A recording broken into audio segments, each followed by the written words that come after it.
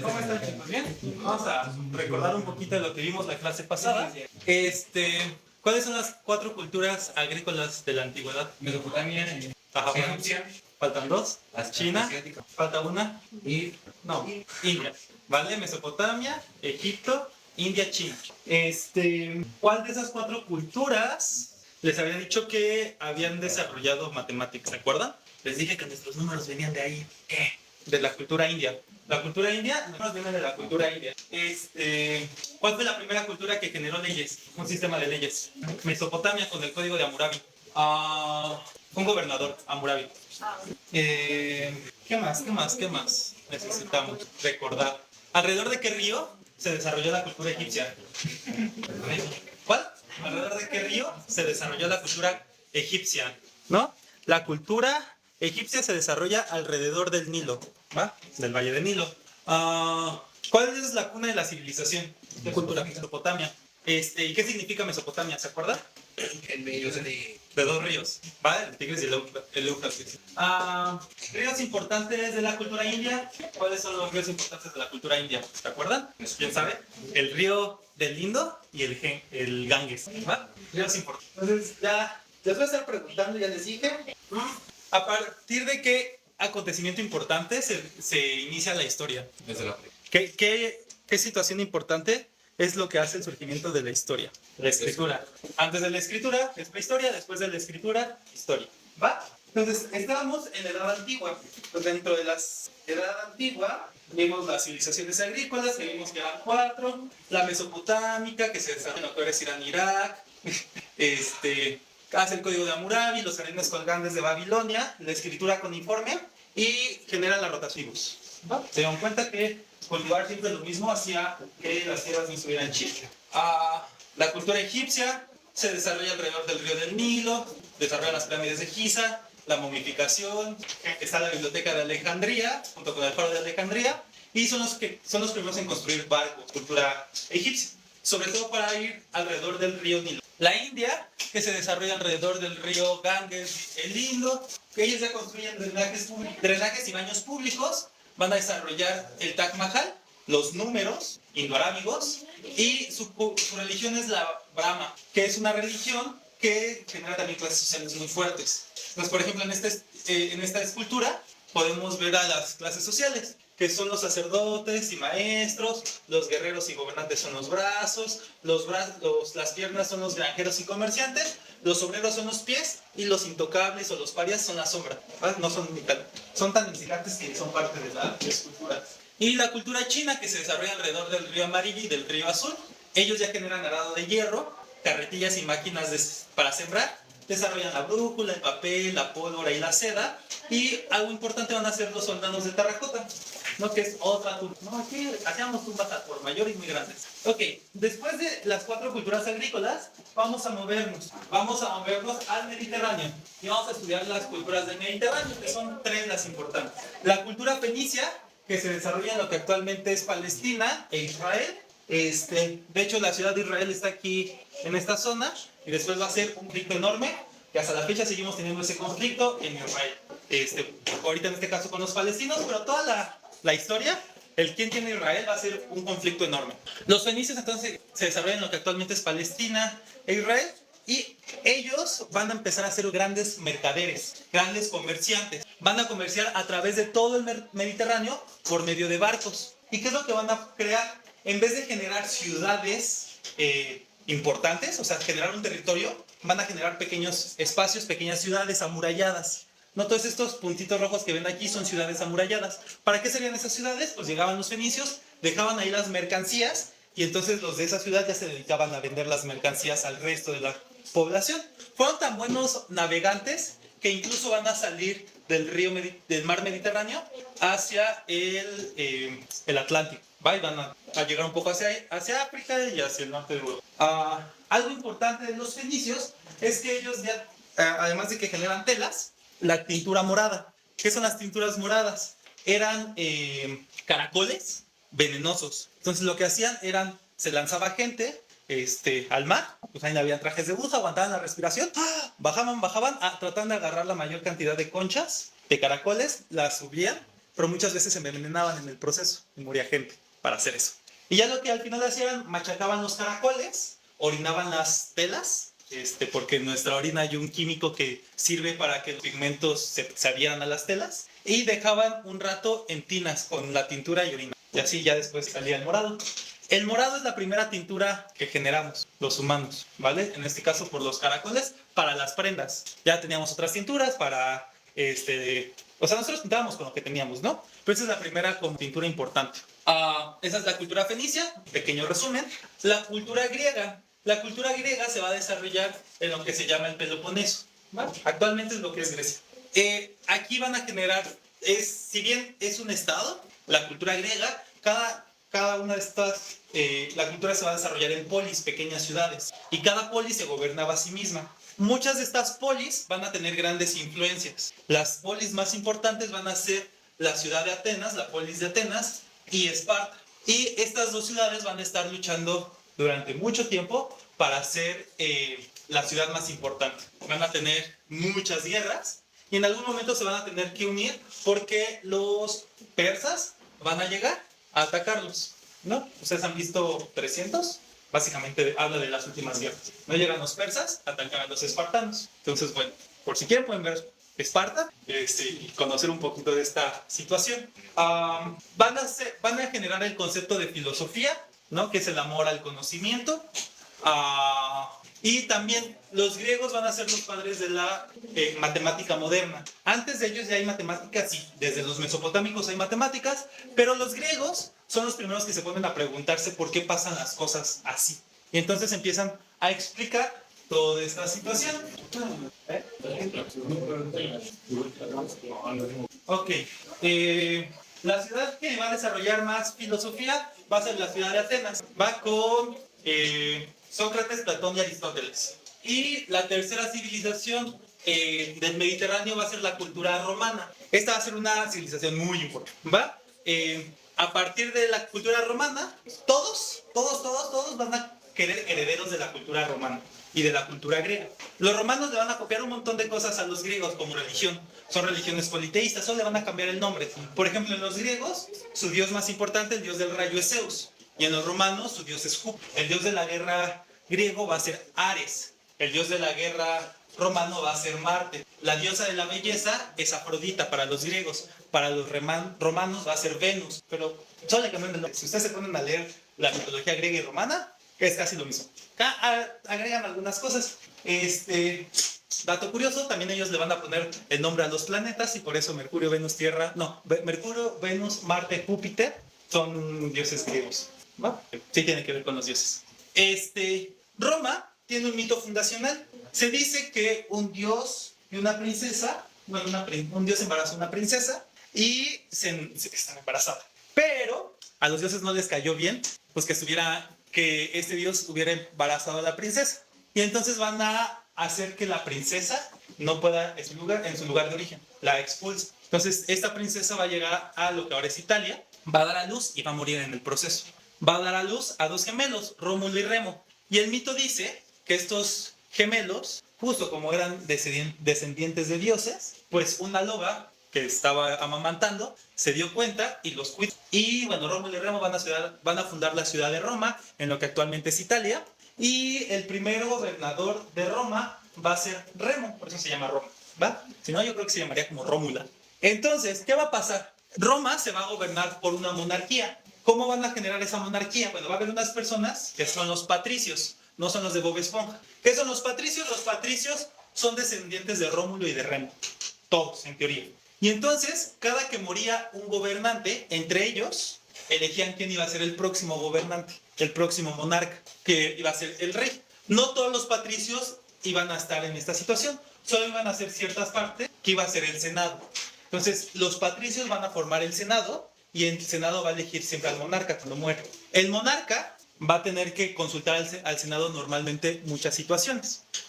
Y básicamente ellos eran los que gobernaban en la monarquía romana. Si se dan cuenta, aquí tenemos a los plebeyos, a la plebe, que eran básicamente comerciantes con dinero, con bienes. Durante la monarquía, los plebeyos no van a poder participar en el gobierno, porque los únicos que podían llegar al Senado iban a ser patricios.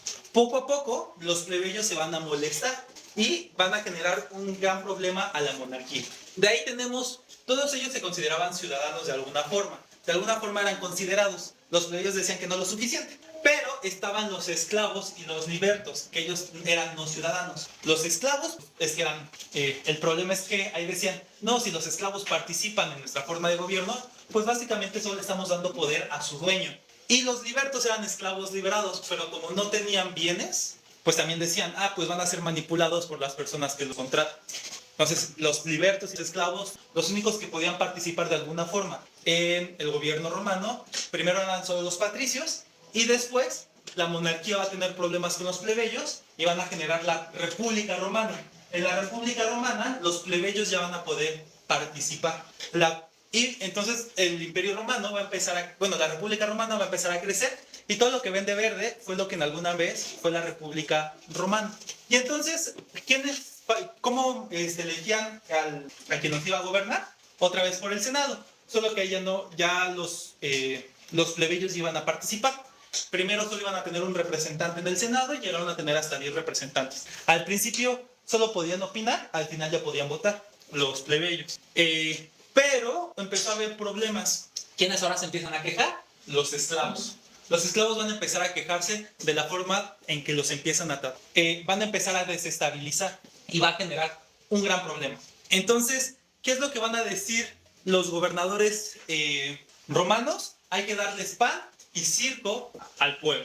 ¿Y qué es? Empiezan a darles comida y como parte del circo ustedes conocen el Coliseo Romano. El Coliseo Romano se construye justamente para darles un espacio de entretenimiento a las personas. Y entonces ahí podían ver a patricios, a los gobernantes, al Senado, podían ver a los plebeyos. Y normalmente eran esclavos las personas que estaban en el Coliseo, los gladiadores. En el mejor de los casos eran gladiadores, en el peor de los casos era, tú eres un esclavo, métete, ¿no? Y pues morían, básicamente, mandaban a morir. Hay una película que se llama Gladiador. Justamente esa película está ambientada en ese proceso, en el último proceso en el que va a empezar a ver la crisis de la República Romana.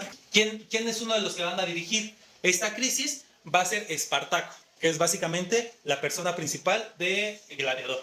Vean, y si tienen tiempo, vean. De repente es medio pesada, así las películas envejecen mal, pero bueno, la pueden ver. Y los esclavos van a empezar a levantarse en armas, lo cual va a meter en una gran crisis a la República y se va a generar entonces una forma de gobierno que va a ser el triunvirato. Es decir, se van a elegir ya no solo a un gobernante, sino a 3 para tratar de gobernar el triunvirato. El primer triunvirato va a estar Julio César. Julio César es un gran estratega, es un militar y va a ser tan reconocido que las otras 2 personas que son elegidas junto con Julio César en el triunvirato van a decirle, no sabes qué, tú gobierna. Y Julio César va a ser el primer emperador romano. Ahí va a empezar el gobierno del imperio y justamente Julio César va a empezar a conquistar todo lo que está de naranja en este mapa. Va a morir Julio César. Y entonces, ¿qué va a pasar? Van a elegir a otro triunvirato, el segundo triunvirato. En este segundo triunvirato van a estar Octavio y quien va a ser después César Augusto y Augusto. Octavio y Augusto van a estar en el segundo triunvirato. Estas 2 personas van a empezar a pelear por el poder. Octavio, no sé si recuerdan, la última gobernante, la última faraona egipcia, ¿quién es? No sé, Cleopatra, ¿no? Entonces, Cleopatra en esta época estaba gobernando Egipto. Y Octavio es un amante de Cleopatra. Octavio va a ir a esconderse a Egipto. Pero Augusto va justamente a encontrar a Octavio, lo va a matar a Cleopatra y va a conquistar Egipto. Todo al mismo. Y en ese momento, el segundo triunvirato va a fracasar. O sea, ya no va a poder existir. Y entonces César Augusto se convierte en el segundo emperador romano. Y a partir de ahí va a haber otros 15 emperadores. Entre ellos, uno muy conocido va a ser Calígula. Calígula estaba medio loco. Hay muchos videos, luego les paso un video por el grupo sobre Calígula. Pero entre las cosas que hace Calígula, para que vean que loco estaba, a su caballo lo vuelve senador. ¿Se acuerdan quiénes eran los senadores? Los plebeyos y después los hijos de los patricios. Los patricios, ¿no? Que eran descendientes de los primeros monarcas, en teoría. Hace a su caballo un senador para burlarse del Senado y el Senado va a intentar matarlo. Calígula se va a dar cuenta, va a invitarlos a una cena y va a matar a todo el Senado. Y entonces él se va a volver un emperador muy, muy agresivo. Poco a poco, como hay mucho espacio, mucho territorio que hay que gobernar, poco a poco para un gobernador, para un emperador, va a ser complicado gobernar. Va a entrar en crisis, ¿no? Porque el territorio es demasiado. Entonces una persona no puede estar checando, porque empiezan los persas a atacar, va a empezar el Islam a atacar. Los pueblos bárbaros, que son pueblos germánicos, también van a empezar a atacar a Roma. Entonces el emperador ya no va a poder gobernar tan fácilmente. ¿Y qué va a pasar? Que Roma se va a separar en dos imperios entonces. El Imperio Romano de Occidente, con su capital en Roma, y el Imperio Romano de Oriente. ¿Quién? Después Constantino va a fundar la capital de Constantinopla. Entonces el Imperio Romano de Occidente tiene a su capital en Roma, el Imperio Romano de Oriente va a tener como capital Constantinopla, Constantinopla se funda en una ciudad anterior que se llamaba Bizancio. Entonces Bizancio se convierte en la capital, le cambian el nombre a Constantinopla, pero al Imperio Romano de Oriente también se le va a llamar el Imperio Bizantino. El Imperio Bizantino es el Imperio Romano de Oriente. Poco a poco van a empezar a seguir atacando los germanos, los pueblos germanos, van a empezar a atacar al Imperio Romano de Occidente, los francos van a atacar al Imperio Romano de Occidente, los sajones, que están en Inglaterra, van a atacar al Imperio Romano de Occidente, y en el sur los musulmanes van a atacar al Imperio Romano de Occidente, lo cual va a provocar que en el siglo V la ciudad de Roma caiga, y con eso se va a fragmentar el Imperio Romano de Occidente. Y con eso va a acabar la Edad Antigua. Con la caída del Imperio Romano de Occidente, termina la Edad Antigua, cae Roma. Y va a iniciar la Edad Media. La Edad Media es un proceso que va a durar 10 siglos. Y vamos a ver rápido algunas características. Normalmente, cuando hablemos de la Edad Media, vamos a estar hablando de lo que antes era el Imperio Romano de Occidente. ¿Qué pasó con ese imperio? ¿Va? Lo primero es que cuando cae el Imperio Romano de Occidente, yo les dije, hubieron muchos pueblos, los romanos llaman bárbaros, atacando Roma. Y entonces se va a separar en una situación de este estilo. El Imperio Romano de Oriente, o el Imperio Bizantino, va a ser muy pequeño. La expansión musulmana con el norte de África va a empezar a expandirse hasta llegar a la península ibérica. Vamos a tener a los pueblos germanos en amarillo, a los pueblos francos en verde, a los sajones y a los hispanos, ¿vale? Los que después se van a volver a España. Todo esto viene en su libro de historia. Aquí, de esas imágenes salieron de ahí, ¿vale? Para que lo chequen. Entonces, ¿qué va a pasar? Poco a poco, los pueblos francos de Francia, este espacio donde se llamaba la Galia, empiezan poco a poco a crecer. Van a empezar a conquistar espacios, los pueblos francos, y se van a reunir en un primer imperio, bajo el emperador Carlomagno. Carlomagno, él decía, yo soy descendiente de los emperadores romanos, y entonces voy a hacer mi imperio. Y va a generar lo que se llama el Imperio Carolingio, que es toda esta parte en amarillo. Va a existir justo la expansión musulmana, va a llegar hasta España. ¿Y qué va a pasar? Carlomagno, con el Imperio Carolingio, que duró lo que vivió Carlomagno, como 50 años, va a empezar a conquistar todo esto. Durante la época romana, en Bizancio, cuando se separa, déjenme regreso antes un poquito de contexto. Rápido. Constantino tuvo una gran crisis. ¿Cuál fue la crisis? Una religión empezó a expandir entre los esclavos. Esta religión empezó a generarle muchos conflictos internos a Roma. ¿Qué religión fue esa? La religión cristiana. La religión cristiana empieza a meterse a lo que es el Imperio Romano, va a generarles muchos conflictos, y entonces Constantino, para calmar a los esclavos, que eran los que se convirtieron al cristianismo, él se va a convertir al cristianismo, va a permitir a los cristianos existir, y poco a poco la religión cristiana va a crecer tanto que los emperadores, si bien eran nombrados por el Senado, el Papa, la cabeza de la iglesia cristiana en ese momento, va a tener que darle el visto bueno a los emperadores, tanto al del Imperio Romano de Occidente como al de Oriente. ¿Sí? Ahora sí, el Papa, cuando llegamos con Carlomagno y el Imperio Carolingio, va a nombrar a Carlomagno emperador.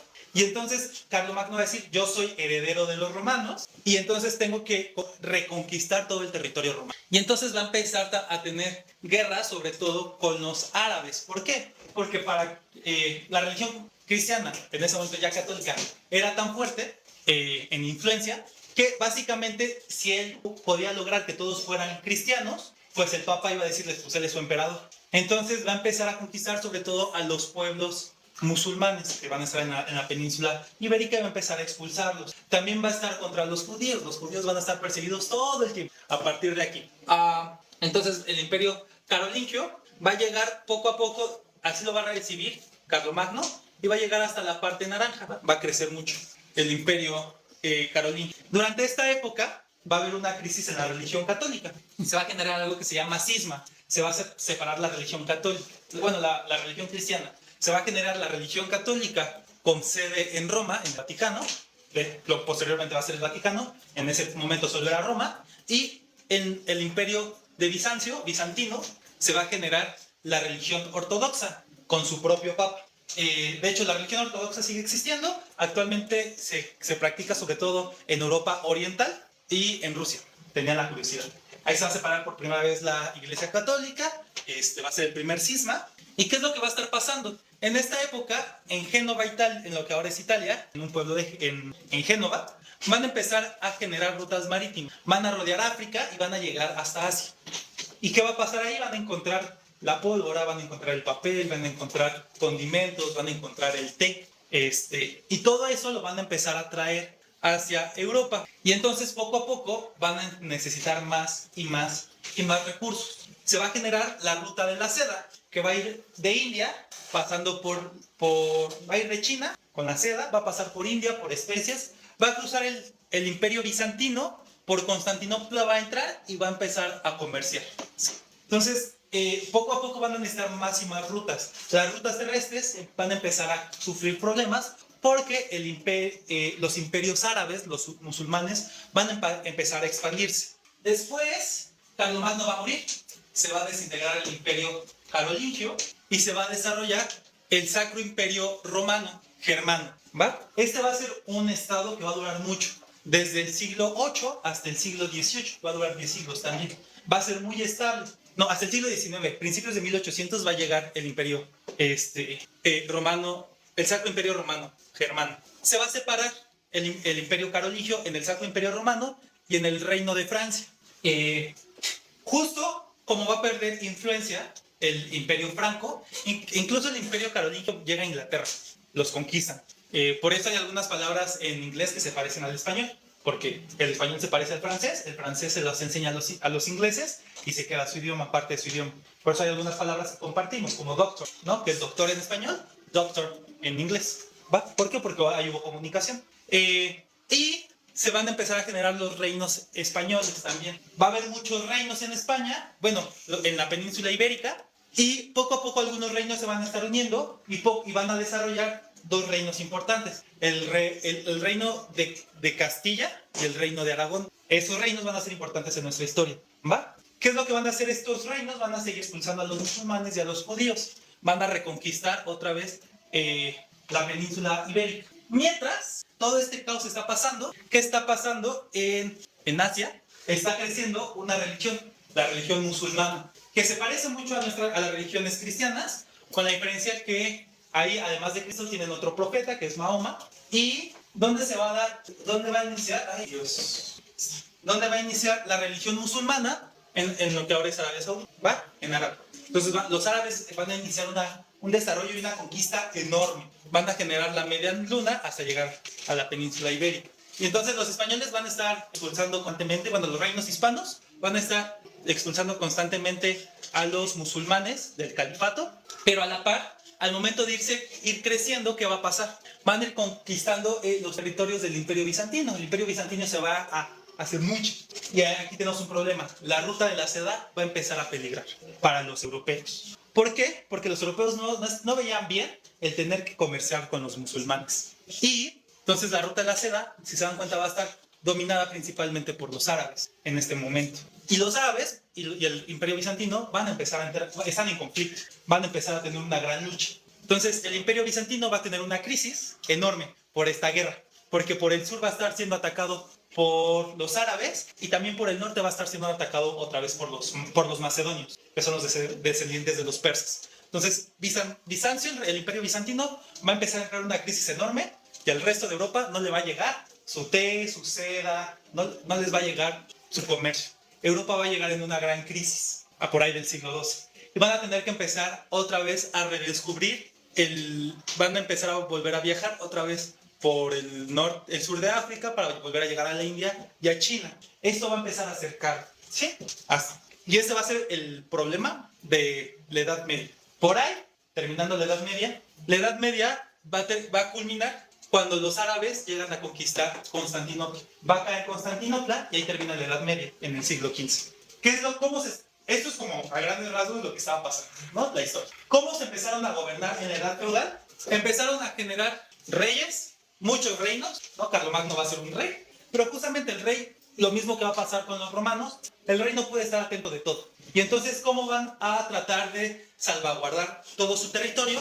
Van a generar a una alta nobleza, sobre todo a los señores feudales. Los señores feudales van a tener un ejército que va a ser la pequeña nobleza y va a poder entonces tener castillos y murallas y van a poder defender a los campesinos y siervos dentro de estas murallas, de estas ciudades. A la par, pues van a estar conviviendo con la iglesia, el alto clero, los obispos y el bajo clero, los frailes. ¿Cuál era lo importante de estas ciudades amuralladas que se van a llamar feudos? Entonces, la persona que gobernaba el feudo era el señor feudal y protegía a todas las personas. Los siervos, para poder estar defendidos, tenían que producir para ellos y darle una parte a la iglesia y una parte al señor feudal por la protección. Porque el que tenía los recursos suficientes para pagarle a los militares, a la baja nobleza, era el señor feudal. Dentro de esta pequeña, de los siervos, poco a poco van a surgir unos mercaderes muy importantes, que van a ser el inicio de la burguesía. Poco a poco estos mercaderes van a empezar a producir suficientes recursos, va a ir creciendo. ¿Y qué va a pasar? Que van a decir, yo ya puedo pagarle a personas para que sean soldados. Yo ya no voy a necesitar del señor feudal para poder estar protegido. Y van a generar sus propias ciudades que van a ser los burgos, básicamente patrocinados por burgueses. Justo por cuestiones de que hay muchos pueblos y no todos son católicos, en el siglo XII la Iglesia Católica va a generar el Santo Oficio o el Tribunal de la Santa Inquisición, es lo mismo. Donde el Santo Oficio va a ser sobre todo como se va a llamar en América, a posterior. El Tribunal de la Santa Inquisición. Y otra vez, justo por Carlomagno, la Iglesia Católica va otra vez a ser muy poderosa. Perdió un poco de poder cuando cae Roma y la monarquía debe tener cierta cercanía con la Iglesia. Porque básicamente ellos eran los que ponían a los reyes, a los monarcas. ¿Qué más me falta de esta época que tenga que recordar? No, creo que ya es todo. Y entonces, les digo, en el siglo XV cae Constantinopla y termina la Edad Media, en el siglo XV, a mediados del siglo XV. Va a caer en 1044, si mal no recuerdo. Y justo cuando va a empezar a caer Constantinopla, los dos reinos hispanos, Castilla y Aragón, van a contraer bodas, sus gobernantes, los reyes católicos, la reina Isabela Católica de Castilla y Fernando de Aragón. Van a casarse y van a generar el Imperio Español en 1469. Justo en esa época, como tenían la crisis de que ya no tenían los recursos de Asia, no estaban llegando por la ruta de la seda, un navegador genovés les va a decir, ¿por qué no, en vez de rodear todo África, por qué no intentamos llegar rodeando el... Aquí voy a hacer un paréntesis. Nosotros sabemos que la Tierra es redonda, es esférica, desde los griegos. Por ahí hubo un problema durante la Edad Media con la Iglesia Católica que decía que según la Biblia, la Tierra tenía que ser plana. Pero si bien eso se le decía al pueblo, y mucha gente del pueblo lo creía, la gente estudiada no creía eso. Solo no lo podían decir. Entonces Cristóbal Colón le dice a los reyes católicos, oigan, ¿y por qué no hacemos otra ruta? Y tratamos de rodear, ¿no? En vez de llegar a India rodeando África, rodeamos el mundo, ¿no? Entonces, él creía que iba a ser más rápido y hacer todo ese viaje. Además, y entonces se les va a dar dinero y justo cuando termina la Edad Media y va a iniciar la Edad Moderna, también vamos a descubrir América en este proceso. Entonces, van a pasar muchos procesos justo en el siglo XV. Y en el siglo XV, por eso va a ser el fin de la Edad Media y el inicio de la Edad Moderna. ¿Va? ¿Alguna duda con lo que vimos hoy? Ya es todo. ¿Alguna duda con los imperios, con la Edad Media y los señores feudales? ¿Con con Constantinopla y todo ello? ¿No? ¿Está bueno el chisme? La historia es un chisme. Entonces, bueno. Estúdienlo. Hoy no. El viernes les voy a mandar un cuestionario con estos temas. Con temas de historia universal, historia de México, física y matemáticas. ¿Va? Para que vayan estudiando. Y bueno, entonces acá terminamos también.